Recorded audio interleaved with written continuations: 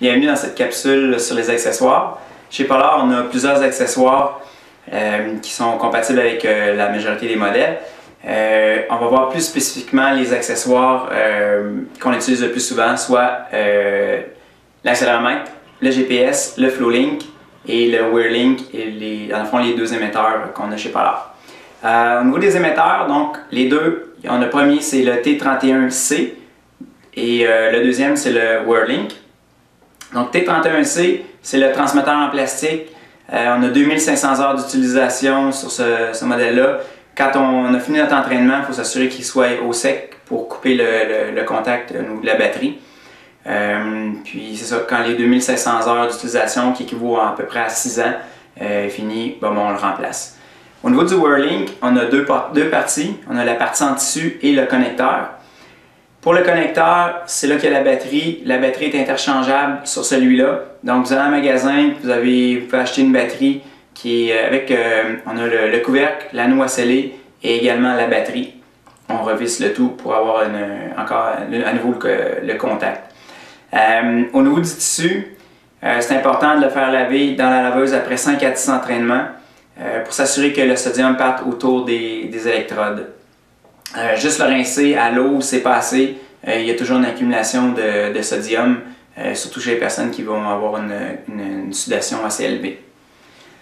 À noter que les deux émetteurs sont codés. Ça veut dire que quand c'est codé, c'est qu'il n'y a pas d'interférence entre les personnes. Pour s'assurer que ça soit codé, quand on démarre notre montre, il faut s'assurer d'être à une distance de 3 mètres environ des gens. Lorsqu'on voit notre fréquence cardiaque apparaître sur la montre, puis que le cœur est entouré, donc il est codé, on peut se présenter où les gens ont déjà des montres, puis on démarre on pèse une deuxième fois sur start pour partir notre chronomètre à ce moment-là. Au niveau des GPS, on a deux GPS. Le premier GPS, le G1, qui va fonctionner avec les montres en kHz. Ce GPS-là va nous donner la distance, la vitesse et l'allure. Le deuxième GPS en kHz, donc le G3, qui va fonctionner avec la RS800CX et le CS600X. Celui-là va donner également la distance, la vitesse, l'allure, mais également il va faire la géolocalisation qu'on va pouvoir voir sur Google Earth. Donc on va voir vraiment notre tracé à ce niveau-là. Pour les GPS, ce qui est important de savoir, quand on parle de GPS, la lumière rouge va flasher.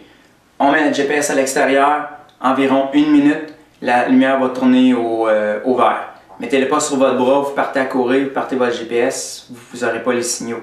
Donc c'est important d'attendre de capter le signal dans le fond au niveau du GPS.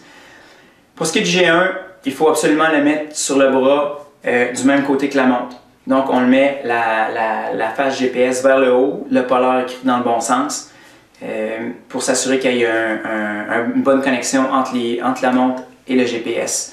En kHz, le rayon est très court au niveau de la fréquence d'émission, donc c'est pour ça qu'il faut vraiment le mettre du bon côté. Le Wind, en gigahertz, il n'y a pas de problème, on peut le mettre accroché après un pack-sac, on peut se le mettre à la taille. Moi, je le mets quand même au bras quand je vais faire mes entraînements. Pour ce qui est des accéléromètres, les accéléromètres sont uniquement pour les gens qui vont faire de la course à pied. Donc, c'est vraiment spécifique à ces gens-là. Le S1 qui est pour les montres en kHz. Vous allez déposer sur votre pied. Donc, ce que ça va faire, c'est que ça prend 1000 à 1500 photos à la seconde de votre foulée à l'aide d'un capteur de gravité, de hauteur de la foulée et de longueur de la foulée. Donc, c'est la façon qu'il va calculer la distance. C'est important d'aller calibrer sur une piste extérieure, de faire environ 1 km ou 1200 mètres. Pour le S3 qui est le Wind en gigahertz, donc celui-là il est un peu plus petit. Il a été designé pour aller à l'intérieur d'un soulier. Celui-là, il va avoir, en plus des capteurs de gravité, de longueur de foulée et de hauteur de foulée, il va avoir un petit gyro qui va nous aider au niveau des accélérations d'être encore plus rapide. Donc, notre S3 va nous donner la distance parcourue, la vitesse à laquelle on court et l'allure. En plus, il va nous donner notre cadence. Donc, quand on est rendu à un peu haut niveau, au niveau de la performance, on va vouloir avoir notre cadence pour avoir une meilleure foulée.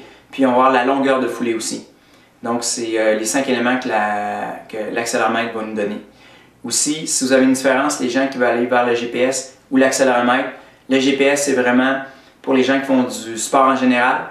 Mais sport en général, donc, qui vont faire plusieurs sports si on veut. Donc, multisport.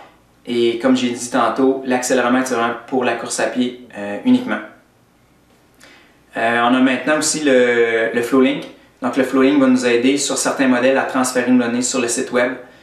Donc, c'est une base de données qui est très efficace comme système. On a synchronisé notre compte avec notre petit logiciel. On met la montre sur le FlowLink, puis les données vont être envoyées automatiquement sur le site web.